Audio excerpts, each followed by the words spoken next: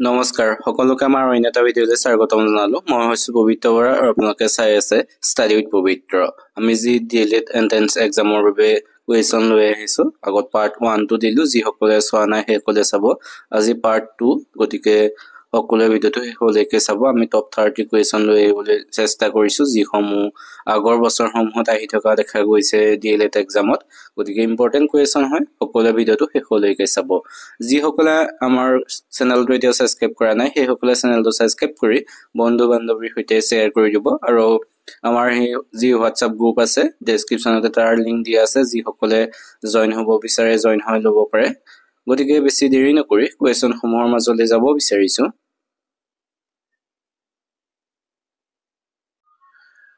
আজিৰ প্ৰথম কুৱেশ্যনটো হৈছে, কোনজন আহোম ৰজাৰ দিনত মোৱামৰীয়া বিদ্ৰোহ সংঘটিত হৈছিল? মোৱামৰীয়া বিদ্ৰোহ কোনজন আহোম ৰজাৰ দিনত সংঘটিত হৈছিল সুধিছে। ইয়াৰ অপশ্যন 4জনৰ ভিতৰত শুদ্ধ উত্তৰটো হৈছে অপশ্যন বি, লক্ষ্মীসিংহ। লক্ষ্মীসিংহৰ দিনত মোৱামৰীয়া বিদ্ৰোহ সংঘটিত হৈছিল। আমি তাৰ পিছত আহিছো 2 নম্বৰ কুৱেশ্যনটোলৈ। 2 নম্বৰ কুৱেশ্যন সুধিছে, মহাত্মা গান্ধীৰ ৰাজনৈতিক গুৰু কোন? ৰাজনৈতিক গুৰু কোন সুধিছে মহাত্মা গান্ধীৰ। ৰাইট এনচাৰটো হৈছে অপশ্যন এ, গোপাল কৃষ্ণ গোখলে। গোপাল কৃষ্ণ গোখলে হৈছে মহাত্মা গান্ধীৰ ৰাজনৈতিক গুৰু। আমি তাৰ পিছত 3 নম্বৰ কুৱেশ্যনলৈ আহিছো। 3 নম্বৰ কুৱেশ্যন সুধিছে, অসমৰ নেপোলিয়ন বুলি কাক কোৱা হয়? অসমৰ নেপোলিয়ন বুলি কাক কোৱা হয় সুধিছে। এই উত্তৰটো কৈ দিওঁ, এই উত্তৰটো তোমালোকে কমেন্ট কৰিবা, অসমৰ নেপোলিয়ন বুলি কাক কোৱা হয়। ইয়াত দিছে ভাস্কৰ বৰ্মন, চুকাফা, চুহুংমুং, শিৱসিংহ। এই 4জনৰ ভিতৰত কোনজনক কয় অসমৰ নেপোলিয়ন? সকলোৱে কমেন্ট কৰিবা। আমি তাৰ পিছত 4 নম্বৰ কুৱেশ্যনলৈ আহিছো। 4 নম্বৰ কুৱেশ্যন সুধিছে, মহাভৈৰৱ মন্দিৰ কোনে সজাইছিল? মহাভৈৰৱ মন্দিৰ কোনে সজাইছিল সুধিছে। ইয়াৰ অপশ্যনৰ ৰাইট এনচাৰটো হৈছে অপশ্যন এ, বান ৰজা। বান ৰজাই মহাভৈৰৱ মন্দিৰ সজাইছিল। আৰু মহাভৈৰৱ মন্দিৰ ক'ত আছে? তেজপুৰত। আমি তাৰ পিছৰ কুৱেশ্যনটোলৈ যাওঁ। তাৰ পিছত 5 নম্বৰ কুৱেশ্যন সুধিছে, দৰঙী ৰাজবংশাৱলী কোনে লিখিছিল? দৰঙী ৰাজবংশাৱলীখন কোনে লিখিছিল? Right answer option B, Suryakhari Daivagya. Suryakhari দৈবজ্ঞই লিখিছিলে কি? দৰঙী ৰাজবংশাৱলী। আমি তাৰ পিছৰ 6 নম্বৰ কুৱেশ্যনটোলৈ আহিছো। 6 নম্বৰ কুৱেশ্যনটো সুধিছে, 7 নম্বৰ কুৱেশ্যন, 6 নম্বৰটো থাকি গ'ল। 7 নম্বৰ কুৱেশ্যন সুধিছে, বেলাৰী তাপ শক্তি কেন্দ্ৰ ক'ত অৱস্থিত? বেলাৰী তাপ শক্তি কেন্দ্ৰ ক'ত আছে? ৰাইট এনচাৰ অপশ্যন এ, কৰ্ণাটকত আছে।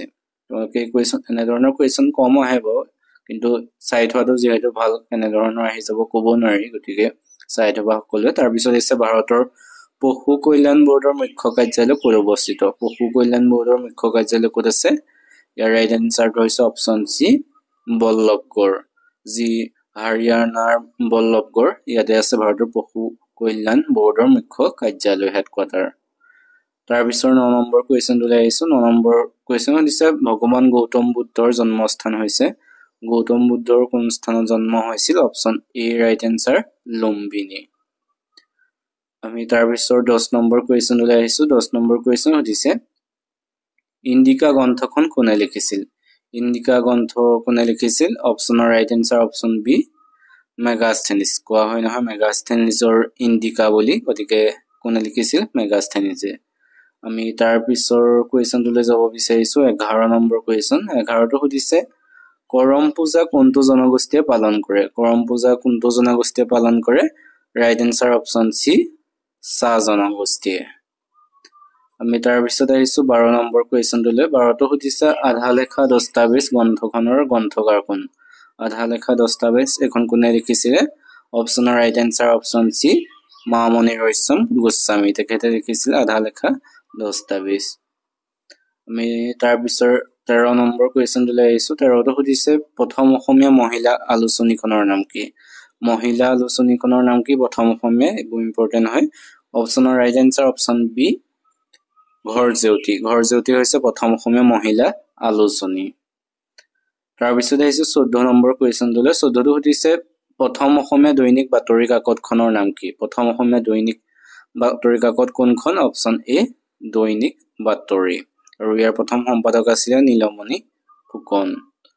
তাৰপিছত 15 নম্বৰ কুৱেশ্যনটোলৈ আহিছো। 15টো সুধিছে, মহাত্মা গান্ধীৰ জন্মদিন কিমান তাৰিখে পালন কৰা হয় অৰ্থাৎ গান্ধী জয়ন্তী কোন তাৰিখে পালন কৰা হয় option D right answer 2 October 2 October তাৰিখে যি কোৱা হয় নহয় গান্ধী জয়ন্তী পালন কৰা হয় সকলোৱে নিশ্চয় জানাই গতিকে ৰাইট এনসাৰ হৈছে অপচন ডি আমি তাৰ পিছৰ কোৱেশ্চনটোলৈ যাব বিচাৰিছো তাৰ পিছৰ 16 নম্বৰ কোৱেশ্চন হৈছে বিশ্ব ঐতিহ্য দিৱস কোন তাৰিখে পালন কৰা হয় বিশ্ব ঐতিহ্য দিৱস কোন তাৰিখে পালন কৰা হয় ৰাইট এনসাৰ অপচন এ 18 এপ্ৰিল তাৰিখে বিশ্ব ঐতিহ্য দিৱস পালন কৰা হয় তাৰ পিছৰ 17 নম্বৰ কোৱেশ্চনলৈ আহিছো 17টো সুধিছে ভাৰতৰ পৰিকল্পনা আয়োগৰ অধ্যক্ষ কোন ভাৰতৰ ৰাইট এনসাৰ অপচন সি প্ৰধানমন্ত্ৰী তেখেত হৈছে ভাৰতৰ পৰিকল্পনা আয়োগৰ অধ্যক্ষ তাৰ পিছৰ 18 নম্বৰ কোৱেশ্চনলৈ আহিছো 18টো সুধিছে অসম বুৰঞ্জীত জলম বঁটা বুলি কাক আখ্যা দিয়া হয় জলম বঁটা বুলি কাক আখ্যা দিয়ে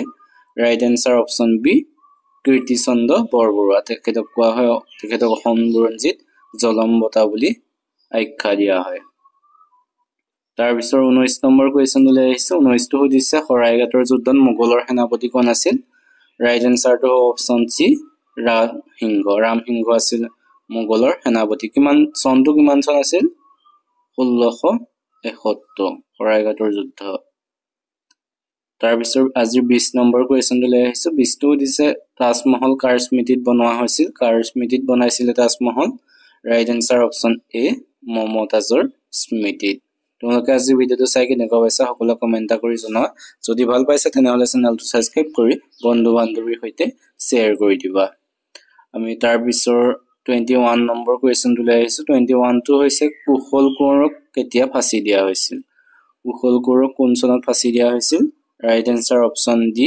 1943 চনত কুশল কোঁৱৰক ফাঁচি দিয়া হৈছিল যোৰহাটৰ যি কেন্দ্ৰীয় কাৰাগাৰ তাতে ফাঁচি দিয়া হৈছিল আমি তাৰ পিছৰ কোৱেশ্চনটোলৈ যাব বিচাৰিছো 22 নম্বৰটো সুধিছে ৰাজীৱ গান্ধীৰ সমাধিস্থলক কি বুলি জনা যায় অপচনৰ ৰাইট এনসাৰ অপচন সি বীৰভূমি বুলি কোৱা হয় ৰাজীৱ গান্ধীৰ সমাধিস্থলক আমি তাৰ পিছৰ কোৱেশ্চনটোলৈ যাব বিচাৰিছো তাৰ পিছৰ 23 নম্বৰ কোৱেশ্চনলৈ আহিছো 23টো সুধিছে মহাত্মা গান্ধীৰ সবৰমতী আশ্ৰমখন কোন ৰাজ্যত অৱস্থিত সবৰমতী আশ্ৰমখন কোনখন ৰাজ্যত আছে ৰাইট এনসাৰ হৈছে অপচন বি গুজৰাটত আছে সবৰমতী আশ্ৰম আমি তাৰ পিছৰ আহিছো 24 নম্বৰ কোৱেশ্চনটোলৈ 24টো সুধিছে নাবাৰ্ডৰ মুখ্য কাৰ্যালয় ক'ত অৱস্থিত ক'ত আছে অপচনৰ ৰাইট এনসাৰ হৈছে অপচন বি মুম্বাইত নাবাৰ্ডৰ মুখ্য কাৰ্যালয় অৱস্থিত তাৰ পিছত আহিছে 25 নম্বৰ কোৱেশ্চনটোলৈ 25টো সুধিছে কোনে মহাত্মা গান্ধীক জাতিৰ পিতা উপাধি প্ৰদান কৰিছিল মহাত্মা গান্ধীক কোনে প্ৰদান কৰিছিল right answer option B Subhash Chandra বসুৱে মহাত্মা গান্ধীক জাতিৰ পিতা উপাধি প্ৰদান কৰিছিল এইকেইটাই আছিল আজিৰ কুৱেশ্যন সমূহ চাই তোমালোকে কেনেকুৱা পালা সকলো কমেন্ট কৰি জনাবা যিসকলে আমাৰ চেনেলটো এতিয়াও সাবস্ক্ৰাইব কৰা নাই সেইসকলে চেনেলটো সাবস্ক্ৰাইব কৰি বন্ধু বান্ধৱীৰ সৈতে শেয়াৰ কৰি দিবা ডিএলএডৰ কাৰণে আমি ইম্পৰ্টেন্ট সকলোবোৰ কুৱেশ্যন লৈ আহিবলৈ চেষ্টা কৰিম ভিডিও আকাৰে এটো 2 নম্বৰ পাৰ্ট আগৰ এটা দিয়া হল যিসকলে চোৱা নাই সেইসকলে চাবা আৰু আমাৰ যি WhatsApp গ্ৰুপ আছে তাতো জয়েন হ'ব বিচাৰিলে আমি ভিডিও সমূহ লিংক প্ৰথমে তাত দি দিও গতিকে ডেসক্ৰিপচনতে লিংকটো দিয়া আছে যিসকলে জয়েন হৈ ল'ব বিচাৰে সকলো জয়েন হৈ ল'বা তেন্তে আজিলৈ ভিডিওটো ইমানে ধন্যবাদ